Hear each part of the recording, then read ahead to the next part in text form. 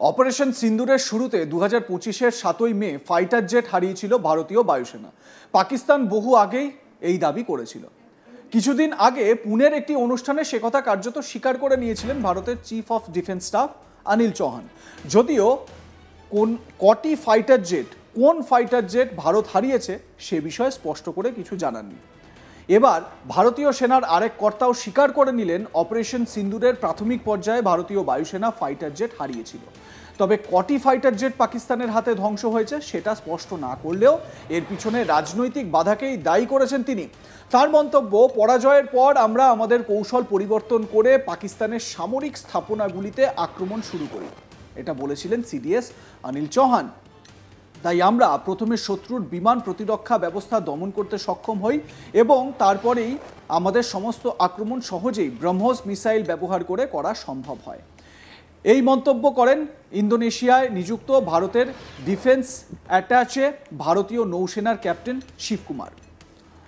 10ই June ইন্দোনেশিয়ার university দিরগান্তারা মার্সিকাল সূর্যধর্ম কর্তৃক বিমান শক্তির দৃষ্টিকোণ থেকে আগাম কৌশল শীর্ষক সেমিনার আয়োজিত হয়েছিল।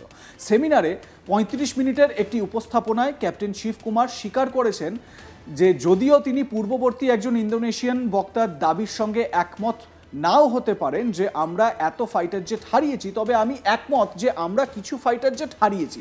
অর্থাৎ ভারতের কিছু ফাইটার জেট যে নষ্ট হয়েছে সেটা হারিয়েছি বলতে সেটা পাকিস্তানের তরফ থেকে ডিস্ট্রয় করা হয়েছে নাকি অটোমেটিক্যালি ভেঙে পড়েছে এই বিষয়টা কিন্তু স্পষ্ট হচ্ছে না। তবে ফাইটার জেট যে আমরা লস করেছি, ক্ষতিগ্রস্ত হয়েছে বা হারিয়েছি সেটা স্পষ্ট করছেন ক্যাপ্টেন শিবকুমার জানান, মোদী সরকারের কঠোর রাজনৈতিক নির্দেশে ভারতীয় বিমান বাহিনীর যুদ্ধ বিমানগুলি পাকিস্তানি সামরিক স্থাপনা বা বিমান প্রতিরক্ষা ব্যবস্থাকে লক্ষ্যবস্তু না করার জন্য পরিচালিত হচ্ছিল। পারমাণবিক পরিবেশে সংঘাতের তীব্রতা রোধ করার জন্য সরকারের এই স্ব-আরোপিত সীমাবদ্ধতা ছিল। এটি সম্ভবত এই ধারণার উপর ভিত্তি করে তৈরি করা হয়েছিল যে পাকিস্তান সেনাবাহিনী ভারতীয় আকাশসীমায় উড়ন্ত ভারতীয় যুদ্ধবিমানগুলিকে লক্ষ্যবস্তু করবে না। এই জন্য ভারত কোনো পাকিস্তানি সামরিক লক্ষ্যবস্তুতে আঘাত হানছিল না।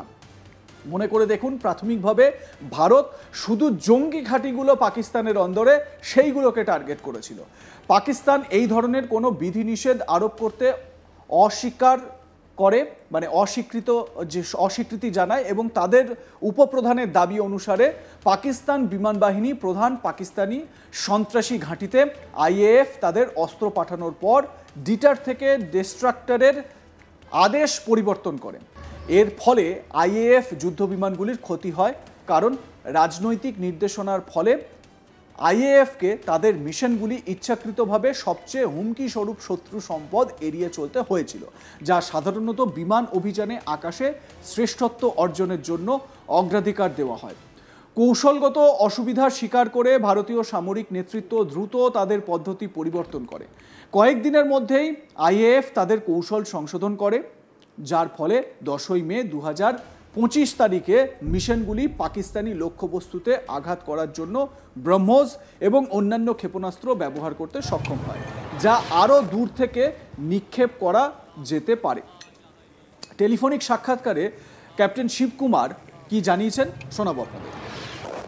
Of enemy air defense and destruction of enemy air defense is very, very important.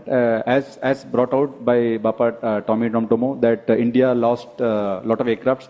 I may not agree with him that India lost so many aircrafts, but I do agree that we did lose some aircraft, and that happened only because of the constraint given by the political leadership to not attack the military establishment or their air defenses. But after the loss, we changed our tactics and we went for the military installations. So we first achieved separation of enemy air defense and destruction of enemy air defense, and then that's why all our attacks then could easily go through using BrahMos surface-to-surface missiles. India's counter response was again swift, precise, non-escalatory. So here again there is one point I will make later too, that there was the issue of separation of enemy air defense and destruction of enemy air defense, which was not undertaken earlier because the constraints given by the political leadership was to only target the terrorist camp.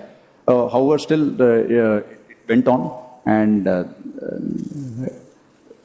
So what news we know, I may not agree with Tommy when he says that India lost so many aircrafts and all that, but we all can agree that whatever losses was mentioned, it only speaks about 7th of May. But this skirmish went on till 10th of May. So what happened on 8th of May, 9th of May, and 10th of May? This is what happened. So there was complete air superiority, and there was separation of enemy air defense undertaken, and then one could hit with impunity.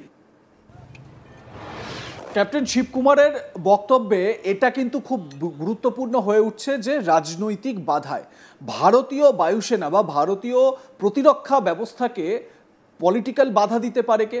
Political বাধা দিতে পারে আমাদের দেশের political যে জায়গাটা রয়েছে, মানে আমাদের দেশের সরকার পক্ষ এক বাধা দিতে পারে, বিরোধী পক্ষ তো বাধা দিতে নিশ্চয়ই আসবে না, শাসক দল যারা রয়েছে, শাসক শিবিরে যারা রয়েছে সেই পক্ষই হয়তো বাধা দিতে পারে। প্রাথমিকভাবে এটাও বলা হয়েছিল যে পাকিস্তানের কোনো সামরিক ঘাঁটিতে আক্রমণ করা হবে না, কিন্তু ভারতীয় বায়ুসেনা তৎপর ছিল পাকিস্তানের সামরিক ঘাঁটিগুলোকেও টার্গেট করা হবে।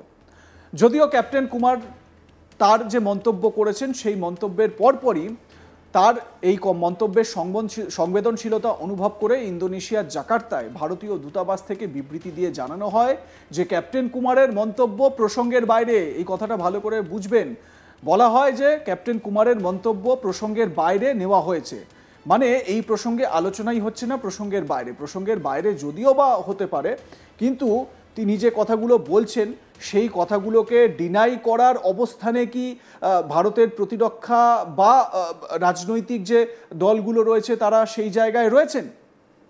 হয়তো না।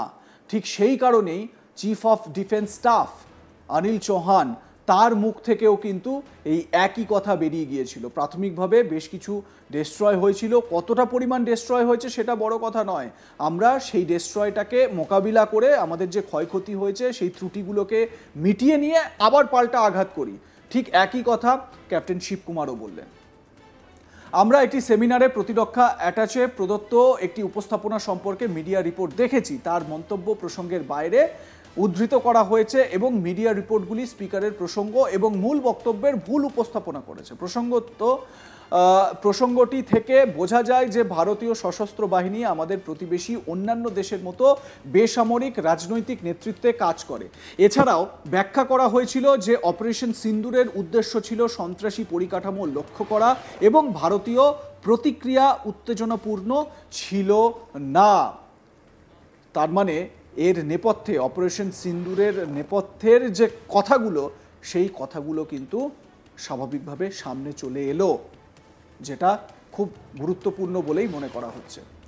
এ বিষয়ে আপনাদের মতামত কি জানাতে ভুলবেন না। দেখতে থাকুন আজ তাক বাংলা, সাবস্ক্রাইব করুন আমাদের ইউটিউব চ্যানেলটি, বেল আইকন প্রেস করুন নোটিফিকেশন পেতে।